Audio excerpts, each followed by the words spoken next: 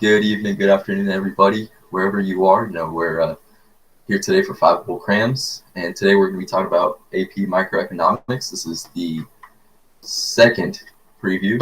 Today we're going to be going over some of the daunting concepts, some of the tougher ones that are kind of going to be covered on the exam. So I guess let's get right into it. I don't know about you guys, but I just got off a physics lab, so I'm ready to learn something that actually makes sense, or teach something that actually makes sense. Some of the community agreements that we have here at Fiveable, and for the crams in general, number one is going to be supportive, right? We're all here to learn, to get better, to just have a good time. So make sure you be supportive. That means don't be rude to anyone. Be patient. If you signed up for crams, I highly recommend you do. We have about 5 nights right before the exams, and we're going to cover all the concepts, and it's going to be super fun and just a great time overall. And lastly, this kind of ties back into number one, but make sure you be kind, right? Gabby and I were both real people. Everyone here is also real, so let's just make sure that we're being kind to one another. All right, this can get kind of long, right? 1 hour, 2 hours. You might tap out here and there, but make sure to stay active, take some notes. You're going to be able to see all these replays or all these recordings right after they end. You can go take a look at that if you want to kind of learn it again. You can use the group chat, share tips, share some tricks, and tricks. Oh my God, tips and tricks, and just collaborate and learn together with your peers. And if you do look on the right side, you'll see the Q&A tab, so you can use that to answer some general questions that you think everyone might have, or something that you just want us hosts to see. And don't worry, I'm pretty sure we do have a break somewhere in here, and it should be also pretty good. Okay, so this is the cram schedule for microeconomics. Right now we're on preview 2, but starting May 2nd, we'll start the actual cram finales, and that's where we'll start covering each individual unit and kind of get more in depth into some of the nitty-gritty stuff. We're joined today by Matt Klein and Cosette. Both are, Matt is the teacher host, so he's going to be there to answer any of your questions with expertise. And Cosette is our senior student host, really going to be there to help us out, and it's going to be a great time. I'm Nishan. I'm one of your student hosts. The reason I love AP Microeconomics is, it's going to sound kind of nerdy, but I think it provides a really great framework for kind of thinking about problems and just thinking about stuff in general. And our other student host, Gabby. Thank you so much, Nishant. Hi, I'm Gabby. I think the reason I really love AP Microeconomics and just economics in general is that it's so applicable on the day-to-day basis and kind of bringing examples from real life. So. 100%. Okay. Yes, let's keep it moving. So the agenda for today, it's going to be pretty simple. We already did our welcome. We're going to talk about the exam and also some of the toughest concepts, like we already said at the start. If you have any questions or anything that you just want to, let us know, just make sure to drop it in the chat or drop it into the Q&A. And we're here to support you. We're all here to learn. So, let's have a great time. Make sure you guys follow all of our socials if they're available. LinkedIn, YouTube, TikTok, Instagram. They're all there. So make sure you guys drop a follow to stay updated with the latest Fiveable updates. Without further ado, I'm going to hand it off to Gabby to get us into our first concept. Perfect. Thank you, Nishant. So we're going to get into price elasticity of demand. I know this was kind of a tough topic.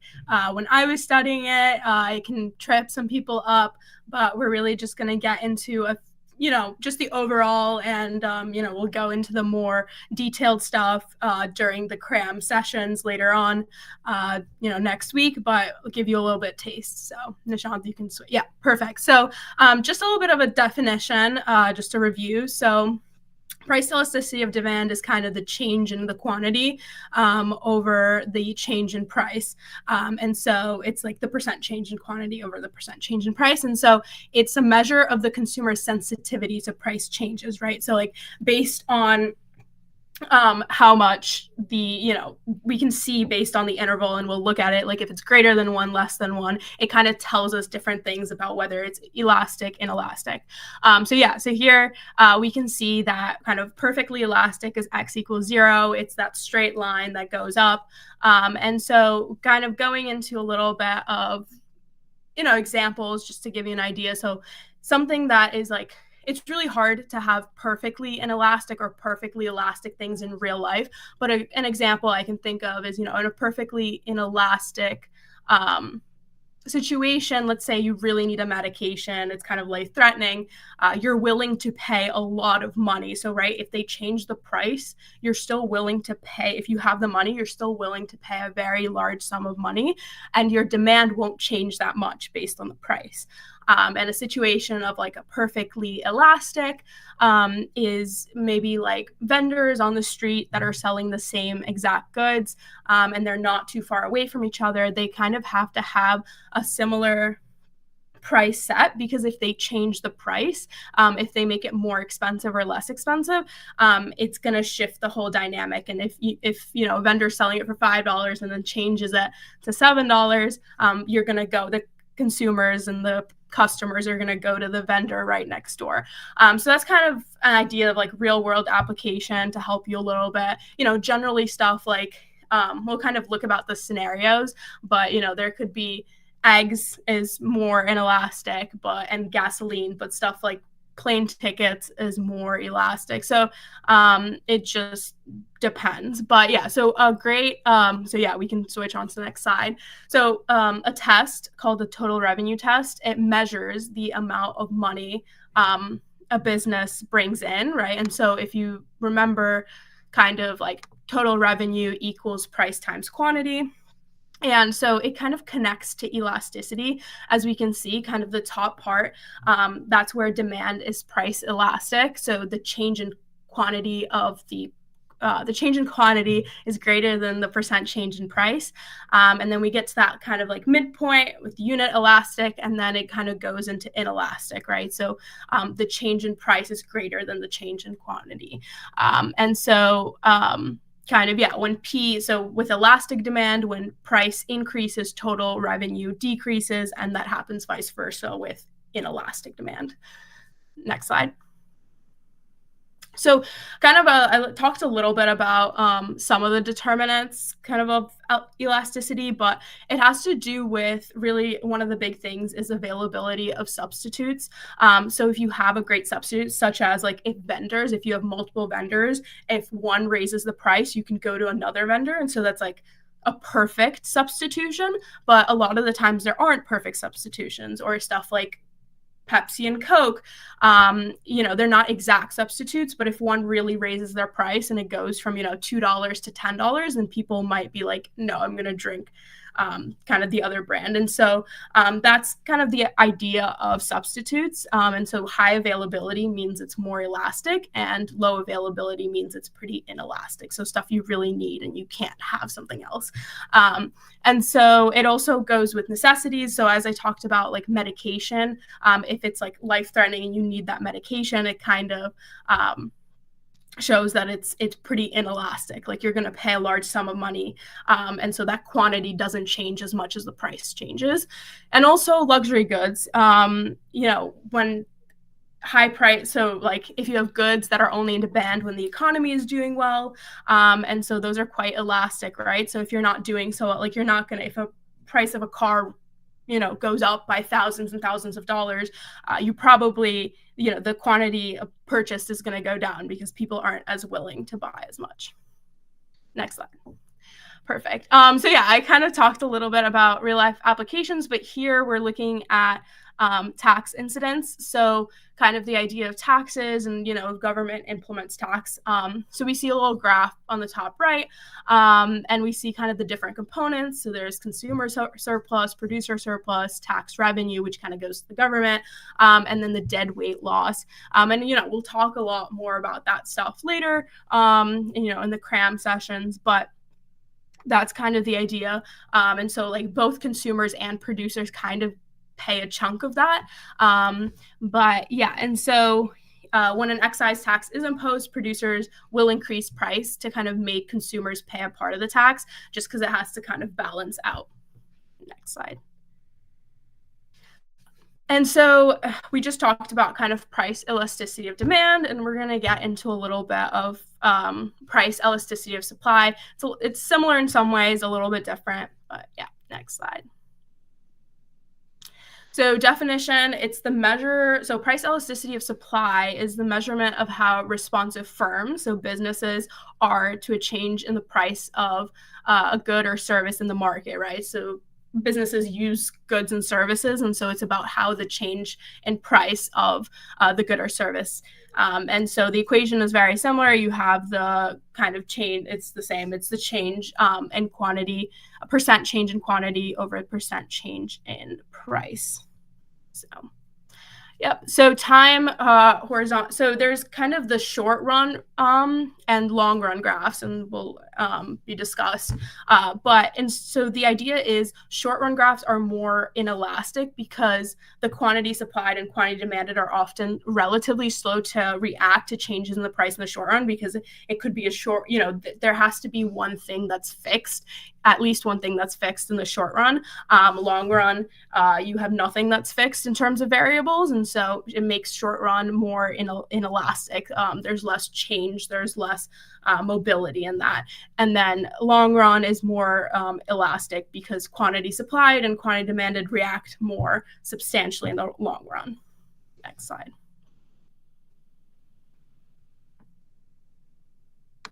Yes, my bad, I was muted. I hope you guys can still see the stream. I think some people were having some issues. But we're going to start getting into some of the strategies for profit maximization, right? So, what businesses love. So we can get right into it. So the profit rules, that theory of the firm, explains, how the goal of every firm, like I said, is to make a profit, right? They want to make some money, and they want to obviously minimize the losses while they're at it. So I'm sure you guys have probably heard this before, but MR equals MC, right? This should be something you guys have all heard. But this is the profit maximizing rule, right? Where marginal revenue, so the money you make, the extra money you make per unit, it should be equal to the marginal cost, so the extra cost per unit. And that essentially just means that a firm has maximized its profits. And like the slide says, you're gonna have to do some work. You're gonna have to work hard to kind of get into this position. And we're gonna start getting into some of this other positions that a firm could be in when it's in the perfectly competitive market. So a firm can really be in two positions. Well, not just perfectly competitive, but this kind of applies to overall general. But there are two main situations that the firm can be in. The first is when marginal revenue is greater than marginal cost.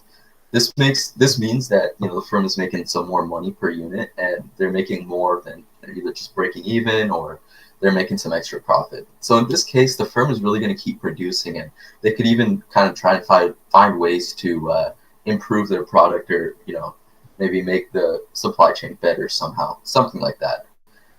The second spot that a firm could be in is where MR is less than MC, so meaning you could be losing money per unit. This simply just means that the firm should start to cut down and start to lower production levels a little bit. And that's kind of the rundown of MR and MC. So let's just go ahead and get into these short run costs. So in the short run, at least one cost has to be fixed, or at least one variable has to be fixed. And so a business has a fixed amount of capital when it starts out, right? And these short run decisions that they're making is really what's going to make or break the business. So there's two main costs that the business is going to look at, and that's the average variable and the average fixed. Adding these two up gets you the average total cost, but the average variable cost could, it could change, and it could be dependent on the per unit. And the average fixed cost is going to be something like rent. It's going to be something that you pay regardless of how many units you produce. So they're going to compare the price of their good compared to the cost that they face in the short run, right? The ABC and the AFC. Depending on where kind of the price line falls, they're going to make a decision to either shut down or continue operating. So we're going to take a look at that in the next few slides here. So the first kind of situation is the shutdown graph, right? So this is, if you're presented with an FRQ or something, and you see this where the price is below both the average total cost and the average variable cost, your mind should immediately go to, hey, this firm is in a shutdown position, right? Or this firm is in the shutdown point. I think I missed a slide. Here we go. Yeah, this firm is in the shutdown. So because the price that the market has set is lower than both the average total cost and the average variable cost, meaning that the firm can't exactly cover either of those costs. They're making a loss. At this point, the firm is better off just shutting down, right? They should just close their doors. And this is pretty simple. If you see the price, again, if you see the price below both the average cost curves, your mind should go to the shutdown. Next is the shutdown point. This is pretty similar stuff to what I just said before, but even if price equals ABC, this is when the business really starts considering, hey, should we shut down? And any point where the price line is below, the firm should still shut down, right? Essentially, what we're saying here is that variable costs are the price to produce. So if a firm can cover the variable costs, they should stay open. And the fixed costs, they don't really matter too much because, again, these fixed costs are something that's going to be paid regardless of how many units you produce, right? It's going to be things like your utility bill or rent. Regardless of if I produce 1 or 10 units, I still have to pay rent, right? So moving on, so this is just where the firm could be making a loss, right? So you can see here the market price, which is obviously a result of the market graph, right? The market price is between average total cost and average variable cost. So the way I really like to think about this is, so if the intersection point is right here, right, where price equals MC, you can see here that it's kind of in the middle, and the firm can cover all of their variable costs and maybe a portion of their fixed costs. So in this situation, if they can cover all their variable costs, they should continue producing. Maybe to kind of reduce their losses, they can slow down production. That's one of the ways you can really get your profits or break even. You can slow down production, and that's going to kind of lower your variable costs or do something to help you make some profit or break even. Like I said, here we're talking about breaking even or normal profit. Breaking even and normal profit in microeconomics are pretty interchangeable terms, so you might just want to keep that in mind. Don't get kind of confused when FRQ or MCQ says, firm is making normal economic profit. That just means they're breaking even, right? They're making just enough money to cover their costs, like their salaries and the cost of production. They're not making any more on top of that. So this is where price is going to be equal to ATC. The firm is obviously going to stay open. This is the normal profit is also what the firm makes in the long run as well. But for now, in the short run, this just means they're breaking even, right? They make no money, but they lose no money either. So again, this is called economic profit of $0 or a normal profit or breaking even. Now talking about economic profit. So as you can see here, this is pretty much the inverse of the shutdown position, right? So this is where the market price is above both the average total cost and the average variable cost. So as you can see here, the firm is making enough to cover all their costs plus some more extra, right? Plus some more cushion room. The CEO might get a bonus or something like that. So this is where the price of the good being sold is greater than what what it costs the firm to produce it. And it's essentially making a profit on each unit sold. So now I'm going to go ahead and turn it back over to Gabby to talk to you about profit maximizing in perfectly competitive factor markets, which is just a labor market. Thank you, Nishant. So yeah, we're going to talk a little bit about the profit maximizing in the perfectly competitive factor market, which, as Nishant said, it's kind of the labor market. So we're going to be looking at like wages and labor. So yeah, next slide. Okay, so kind of perfect competition, just a little bit of a review. And these are some of the qualities, right? So kind of the idea is there are thousands of firms are hiring, right? There's not a certain set number, but it's just like a very, very large number of firms that are hiring for the same position. And there are many workers that are qualified, right? So there's no, when we talk about there's kind of no differentiation, right? So a lot of the times it's people, we can think of, it shows an example of agricultural industry, the idea of that farms need workers. And so specifically the people who they need, the laborers, they don't necessarily need a degree. They don't need to go to college. They're classified as kind of unskilled in terms of that. So there's not a lot of differentiation. And so that makes them, many workers are qualified for it versus if you need to get like higher degree of education or like, doctor, it's only a specific set of people who can do it, who go through medical school. And so that wouldn't count for, many workers are qualified. And also a really important thing is that The firms and workers are what's called wage takers, and we'll kind of see that on the graph how that's represented. But they take the equilibrium wages, and so we'll see that. So yeah, next slide. So this is the graphs, kind of a very generalized graph of the market and the firm. And so the market is kind of all these businesses combined, and kind of all the labor combined. And then the firm is your individual player, right? So individual business, or whatever we call it, the firm. It's the graph with the firm. And so you kind of see in the market, it's the standard like demand, supply, upward facing slope for supply, downward facing slope for demand. And then, but the interesting thing is, for the firm, we see this straight line, and I think it'll be mentioned more in the next couple slides. But that's the idea of the wage takers. Kind of each firm hires at the same wage. They're not paying workers more or less, because then that wouldn't really be that perfectly competitive market. And so you see that the x-axis is the quantity of workers, and the y-axis is the wage of workers. So it's not quantity and price. It's because this is the labor market, it's quantity of workers and wages of workers. Next slide. So specifically looking, kind of isolating for demand. So the perfect competitor's resource demand is downward sloping.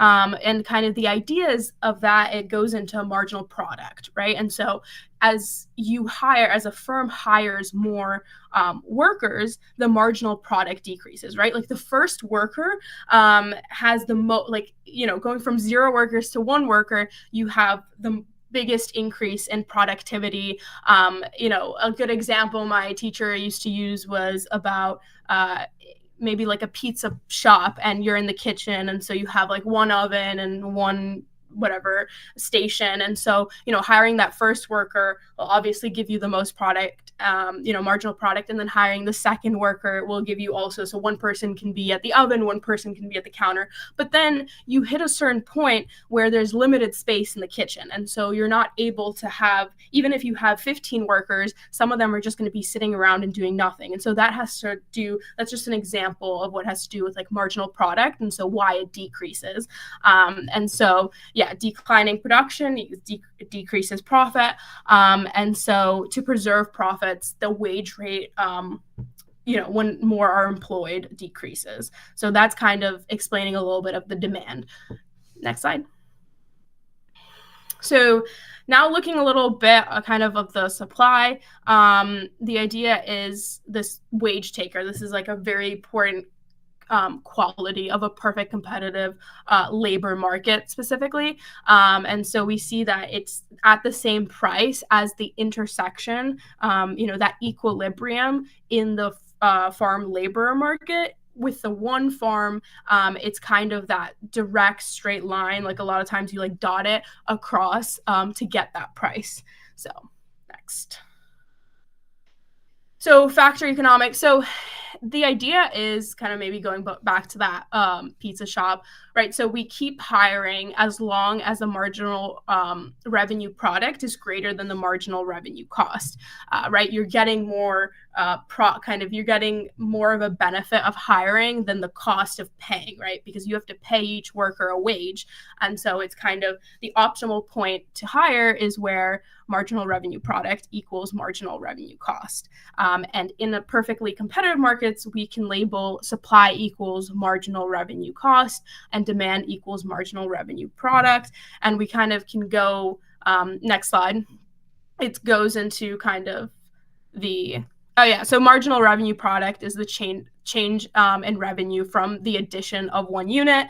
It's kind of in the labor market, it's kind of the addition of a worker, right? And marginal revenue cost is a change in total cost from the addition of one unit. Next slide. Yeah, so kind of applying the rules to the graph and kind of seeing it all come together. As we said, we keep hiring as long as the marginal revenue product is greater than or equal to the marginal revenue cost to determine that Q in terms of like the quantity produced. And so we see that we can label that supply, that horizontal line as marginal revenue cost, and the downward sloping demand as marginal revenue product. Next. Yep. So role of competition. So kind of in competitive markets, firms are incentivized to use resources effectively to maximize profits. Because again, kind of going back to the pizza, you don't want to hire way too many workers where they're kind of sitting around and don't have things to do because it's just money coming out of your pocket in terms of paying the wages. So it's really about finding that way to maximize profit because you have so many competing place. So in terms of farms, you have so many farms that are competing, so many pizza places that are competing. So you really want to maximize profits. If resources are used inefficiently, firms are outcompeted by others, right? That's the whole idea that there are many businesses. That's why it's perfectly competitive. That's why there's wage takers. Um, you know, when, oops, sorry, yeah. Sorry, last thing. So yeah, when there's competition, wages benefit producers and workers. Employment levels benefit producers and workers. So it kind of balances out. But yeah. And I think now we're going to go next slide. So I think we're going to go into a practice quiz and Nishant take over.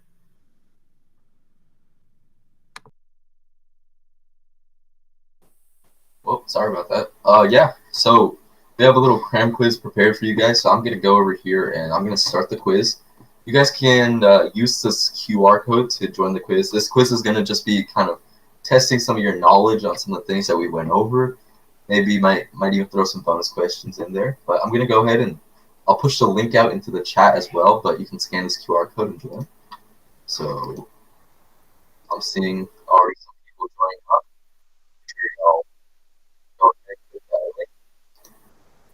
I see. Okay, I'm seeing the numbers start to rise. This is what I like to see. Wow. Well, I have 14 people. I think in the meantime, maybe we can answer maybe some of the questions. I think one person asked, will FRQs ask about the specific shifters of supply and demand? They will, 100%. I think that's most of the stuff covered in Unit 2. That's something we'll go over in the first Cram session. But yeah, it'll definitely ask you some questions about that, both MCQs and FRQs. Okay, I see about 17 people have joined. Oh, people are dropping. Come on, guys.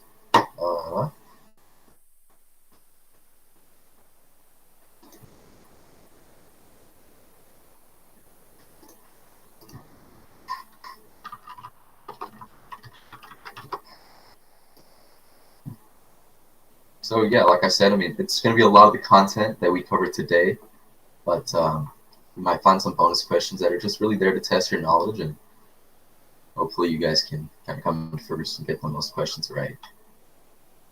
I'm going to go ahead and start the quiz now. So I see only about 18 people joined. I think you can still join if you started the quiz, but go ahead.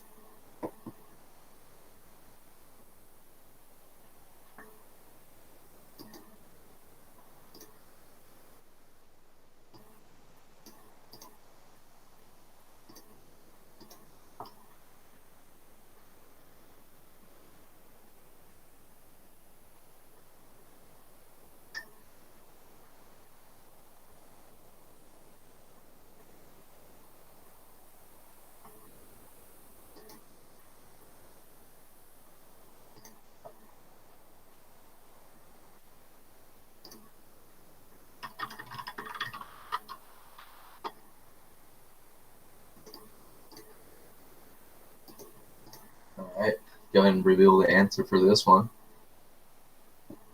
Okay, seems like most people got it correct.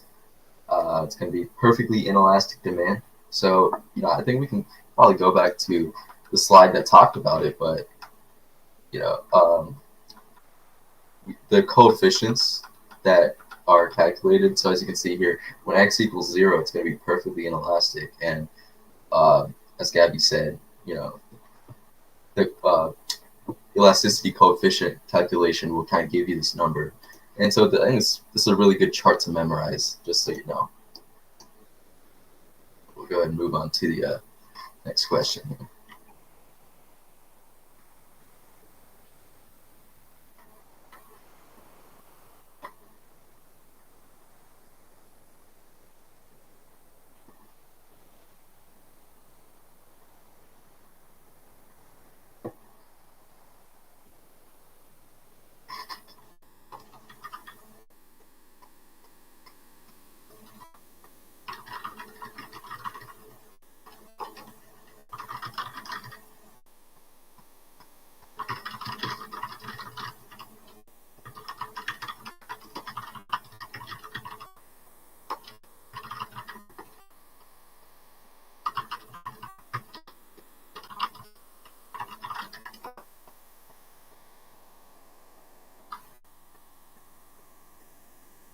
Okay, I see some more people joined. It's good to have y'all. Good to have y'all. I think we've it's a pretty good question. Price elasticity. So we'll go and reveal the answer. Okay, I'm seeing a lot more people got this one correct. That's what I like to see. This is what I like to see. Okay, if the price elasticity of demand for a product is less than 1, how is the good described? Inelastic. That's correct. Like we said last time, x equals 0 is going to be perfectly inelastic. So naturally, if it's less than 1, we're going to be saying that it's pretty inelastic. So good job, guys. See, you guys are absorbing the content well. Move on.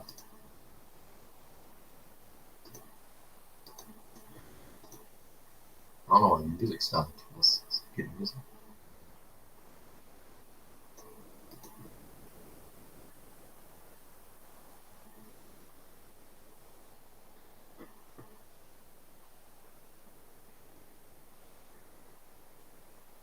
Okay, I'm seeing the answer start to come in. That's good. If you guys have any questions about just kind of anything, make sure to throw it into the Q&A. We've had our Ben here has been answering some of the questions with some great expertise. About a lot of great insight. I don't know if you guys heard him about 2 days ago on our first Cram, but he was great and has a lot of knowledge about this stuff. So make sure you guys ask some questions. We'll get right on to it. Okay. Give you guys one more second for this question. I think it might be a little tougher, but we'll go ahead and then reveal it. Okay, I see one more person joined. Welcome. What happened to the equilibrium quantity? Okay, yeah, it seems like, again, most of you guys are getting this right. I think you guys are really starting to grasp this topic, or it's it's coming back to you. So yeah, the equilibrium quantity is going to increase for this one. And I think, again, just kind of using the knowledge that we already talked about, I think this problem kind of, once you kind of go through the process, right, everything in economics has some sort of process to think about it. And, that's also later magnified in macroeconomics, but in micro, it's the same process, right? There's always some sort of way to think about it and a specific kind of chain reaction. So I think this kind of exemplifies that a little bit. So yeah, and I just, sorry, go I ahead, just want to add a little thing, which I know a lot of the time trips people up, but also remember in general, in terms of wording, it could be very specific. Quantity demanded, change in quantity demanded is very different from change in demand, right? So it's the idea of like a demand curve shifting versus going along the line and moving along the line. And I know that could seem like simple, but a lot of the times, like I feel like when I was testing, I also forgot to like read very carefully. So make sure, because change in quantity demanded is different than change in demand. But yeah, continue, Nishant. Doing great. Thank you. Yeah, no, 100%. I agree with Gabby. It can be kind of confusing, the word, but I think it's really important. One important thing to note, changes in price, they don't shift the curve. They're just a shift in the there's movement on the curve. But we'll keep going with this next question. I think about half of you have already answered, so give you guys some more time, but keep going. Going strong. About 10 questions left, so I'm excited.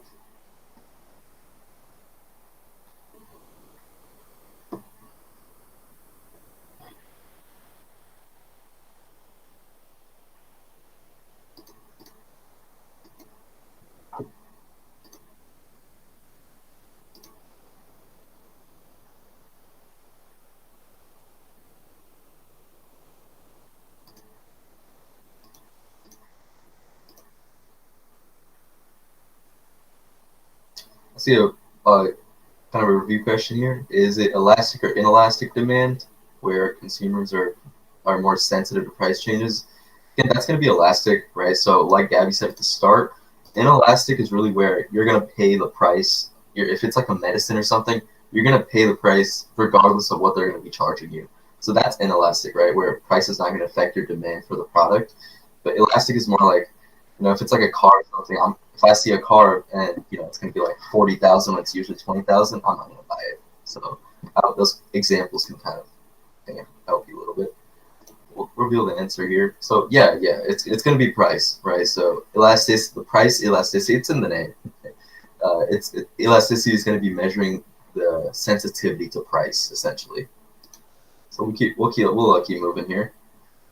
What does price elasticity of supply measure? It's pretty similar to the last question, but I'll give you guys just a few seconds here. Should go by pretty quick.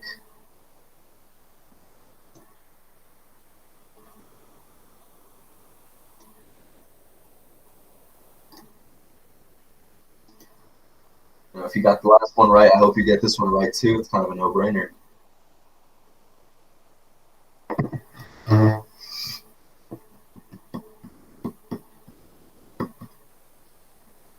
All right, I'm gonna go ahead and reveal the answer for this one. Wow, people are dropping like flies, man. Come on, guys.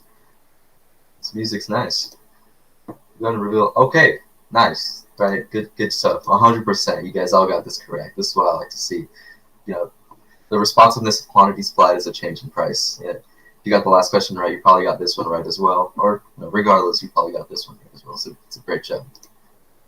We'll keep moving. This is gonna kind of deviate from some of the topics a little bit, but again, if you kind of use the methodology that you learned over this year in microeconomics, this should also be a pretty simple question to solve. I think the methodology, I think some of the teacher, Mr. Klein, Mr. Matt, they'll also agree with what we're saying here, but the methodology to think of a problem is really important. If you can memorize that methodology, then, you know, every problem becomes 10 times easier.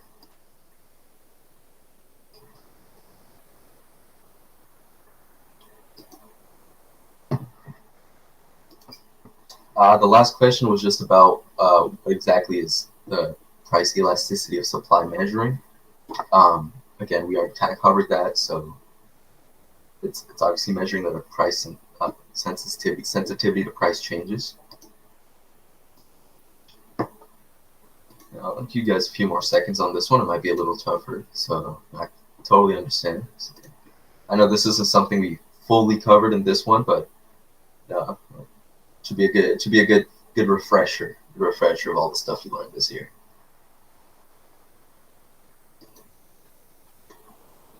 All right, I think most people have answered, so I'm gonna go ahead and reveal the answer here. Seems like most people are getting this right. Yeah, so if a monopolistically competitive firm is earning economic profits in the short run, what is likely to happen in the long run? Yeah, so I mean, profits are attractive to everyone, right? New firms are going to start entering the market, and as soon as new firms start entering the market, the profits per firm are going to go down, and eventually you're going to reach long-run equilibrium, which you guessed it. I hope you guessed it correct, but that's just normal profit or breaking even. So as you can see, I kind of use that methodology to get to my answer, and that's the same type of methodology that you want to implement into your answering technique.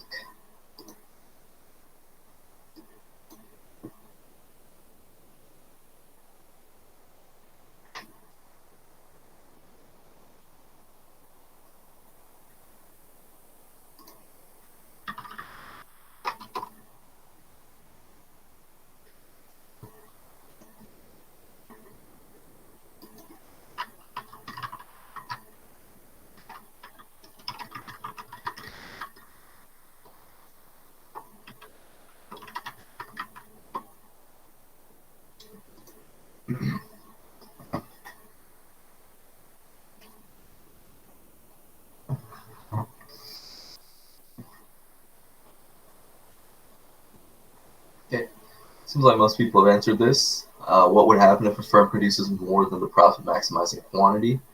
So yeah, profit's going to decrease, right? It seems like most people got this correct. So profit's going to decrease if they're going to be producing more than MR equals MC, because that means obviously marginal cost is more, so profits are going to go down.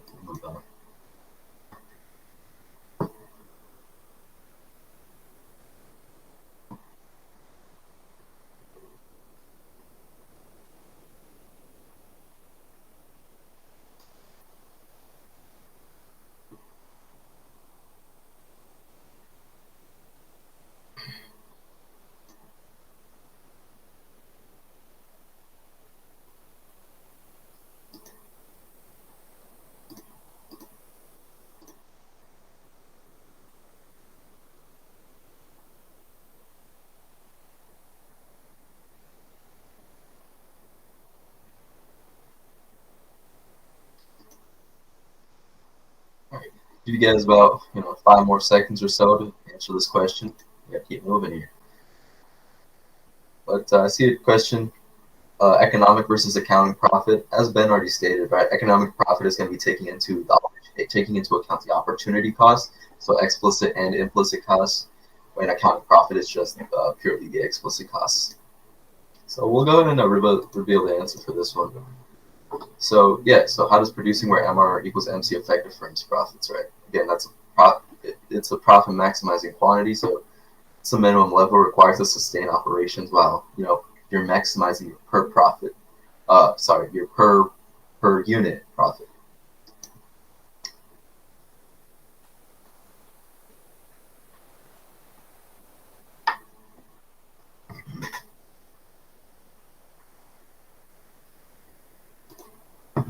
So yeah, this should be pretty easy.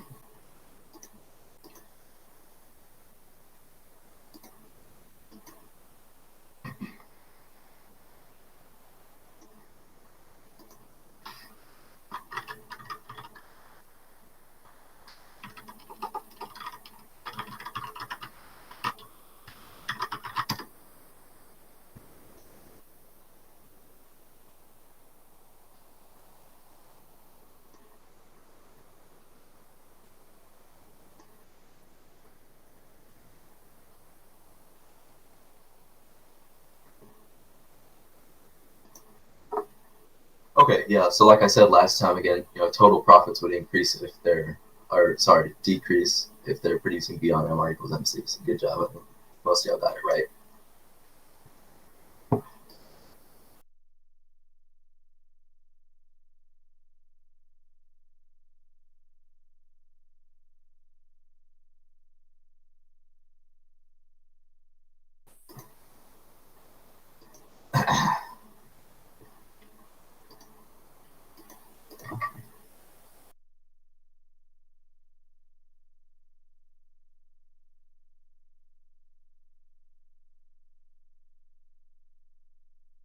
So yeah, remember what I talked about in the early part of this stream.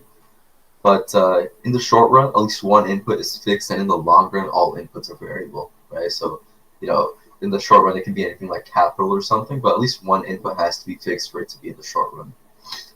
I know this can get a little confusing, but I think this is just one of those things where you should really memorize it and make sure you can access it in your brain whenever you get a question like it.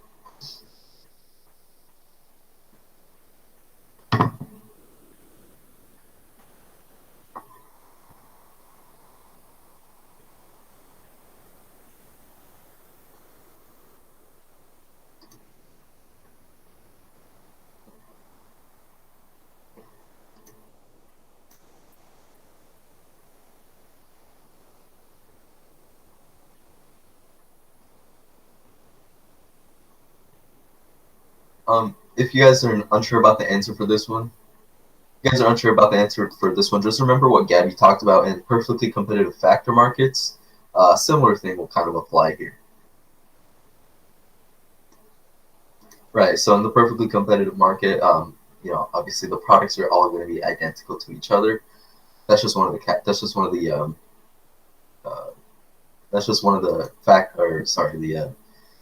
well, I'm completely blanking on the word, but it's one of the types, not types, but it's one of the parts of a perfectly competitive firm. Wow, totally blank there.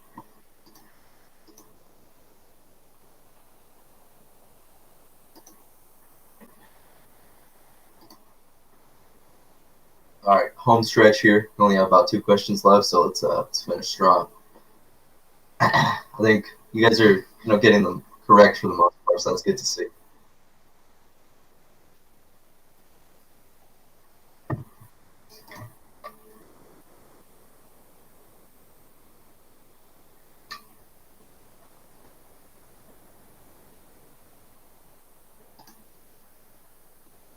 So remember about one of the other characteristics. That's the word, characteristics. One of the other characteristics about perfect competition, right? Who's setting the price, right? Is it the individual firm or is it going to be the market? So Right. So they're gonna individual firms have no control over the market price. It's gonna be all controlled by the entire market, right, which is made up of all the firms. We'll keep moving here. One more question remaining, guys. Let's finish this up.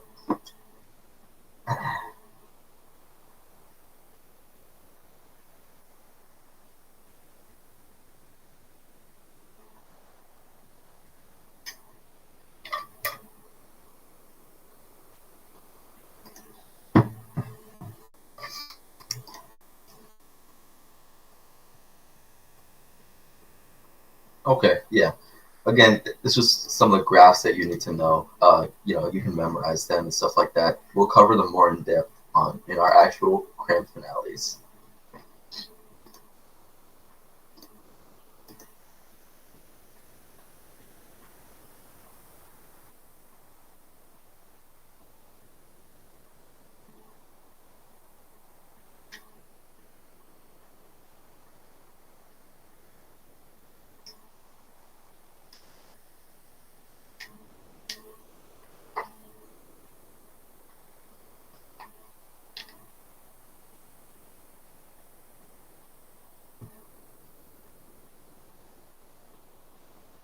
Just a quick tip for you guys. I think a really good tip. I think people kind of overlook this, but on most tests in general, there's always going to be like 2 or 3 just bad answers, just answers that don't even relate or are not even correct.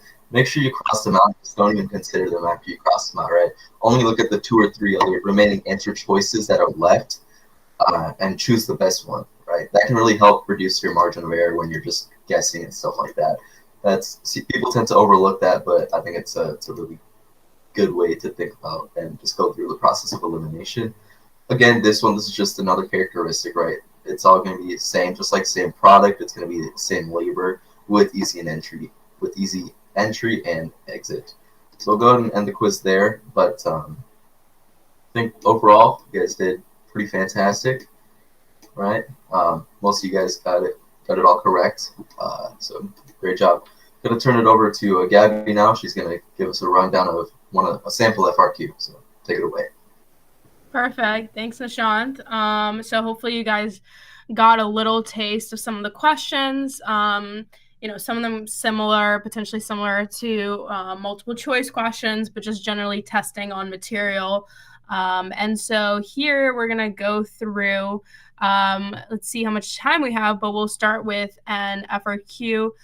The text is a little bit small, but hopefully kind of we'll get into it. It should reflect a little bit of what we talked about. So this question, in the local market for good X, there are 4 individual buyers.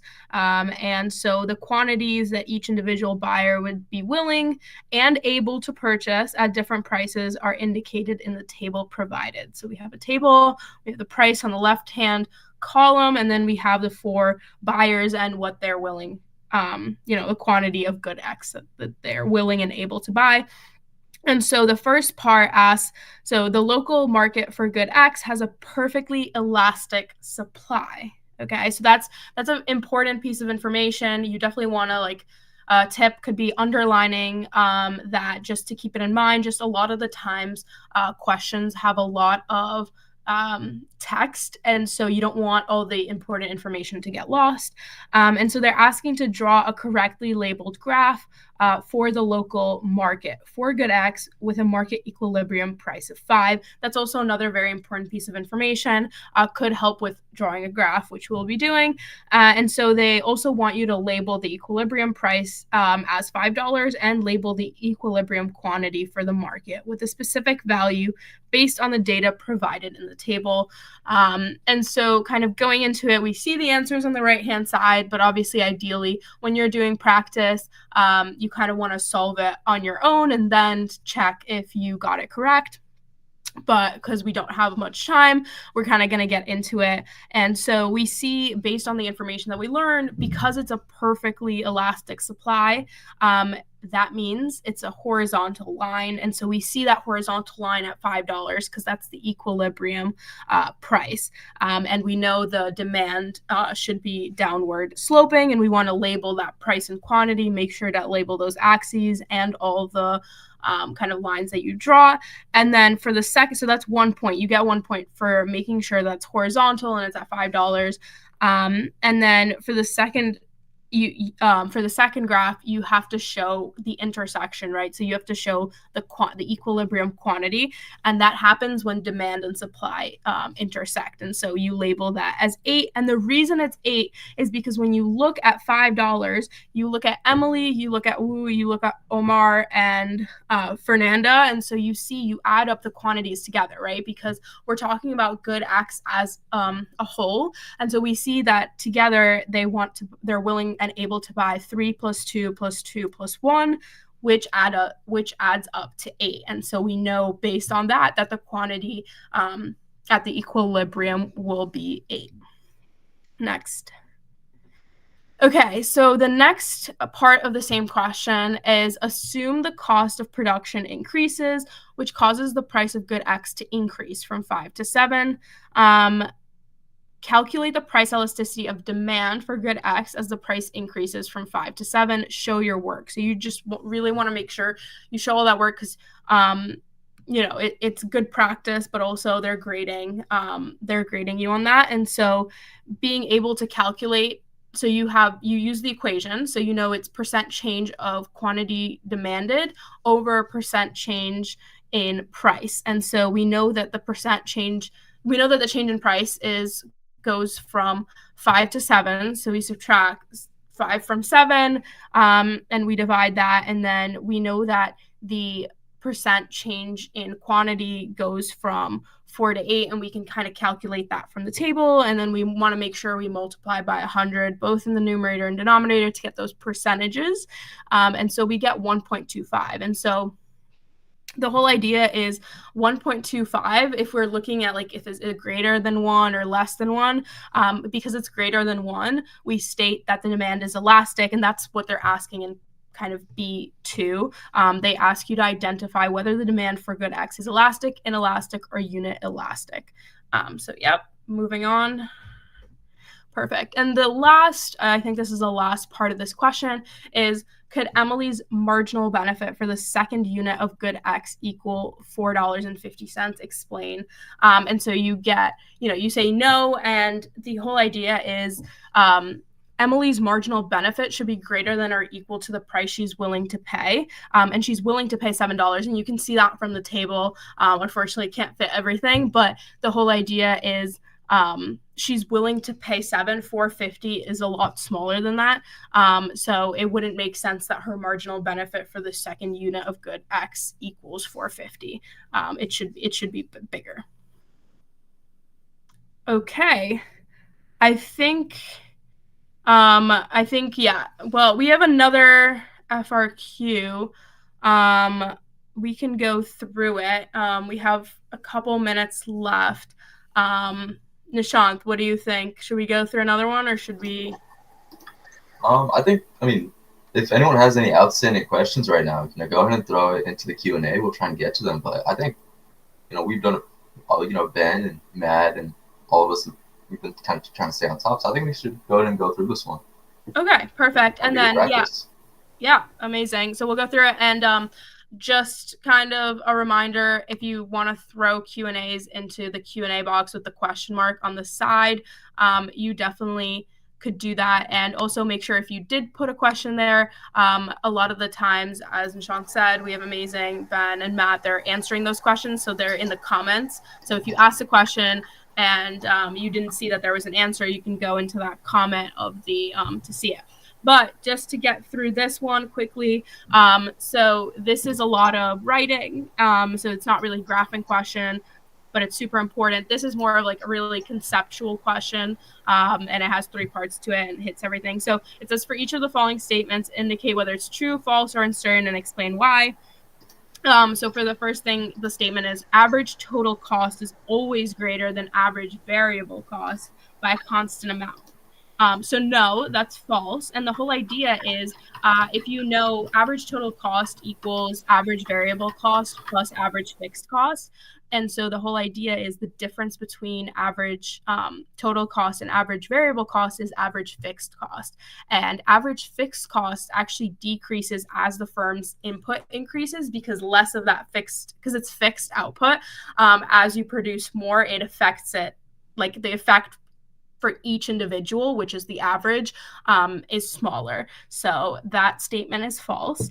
Moving on to statement 2, in the short run, a perfectly competitive firm always maximizes profit when the average total cost is at minimum. So that's also false. The whole idea is profit maximizing output occurs where price equals marginal cost, which could be to the right or to the left of the lowest point of the ATC curve. We kind of saw that, and Nishant went through some of those graphs. And then lastly, if a firm shuts down in the short run, its profits will equal 0. That's also false. And the whole idea is kind of if the firm shuts down in the short run, it's loses from operating. So like its losses from operating costs must be larger than the price. So basically, the losses from operating must be larger than its total fixed cost, or price must be less than average variable cost. So it's incurring a loss. And that has to do with like if you're producing less than average fixed cost or more than average fixed cost. But yeah. So Okay. I think Nishant will close this out. 100%. So we do have a survey for you guys real quick. We do listen. We're always open ears, and we always take a look at what you guys have to say in response. So make sure you guys go ahead and fill out that survey. It helps us give you guys better content. So make sure you guys go ahead and fill out that survey. It's going to be super helpful. And you can find the link either in the chat. I just sent it about 2 messages up, or you can also click the big green button on the bottom of your screen. So this was just kind of like a preview, like it was a taste test for the actual Cram finales, right? So once we start on May 2nd, we're going to start going way more in depth into the content and really make sure that you guys understand everything you need to understand that's going to be covered on the exam. And that's the good thing. We're not going to give you guys like stuff that you don't need to know. It's only going to be stuff that you need to know to be successful on the exam. And oftentimes it's really successful when it's paired up with other review stuff that you're doing. So just make sure you guys are really staying on top of that. And it's only, I believe it's only about $10 for the entire month of May or April. So make sure you guys jump on that. And I think it's super beneficial. I've used it before as well. And if you have any final questions, you can also just throw that into the Q&A now. We have about less than 2 minutes left. So any final questions, we'll go ahead and answer them now. Apart from that, make sure you guys take our survey once again, and hope to see a whole lot of you and at the actual Cram finale starting on May 2nd. I'm super excited about that, so it should be a good time. Yeah, and we'll have a mix of our student hosts for different nights. So stay tuned for that. It's going to be great. Everyone brings like a different energy, so it's awesome. Can't wait to see you guys all there, hopefully. Yep. And, I think May 2nd, it's actually Gabby and I presenting. So, if you guys like this preview, I think you guys are going to like May 2nd even better. We're going to have a great time, a jolly old time. So make sure you guys tune in. All right.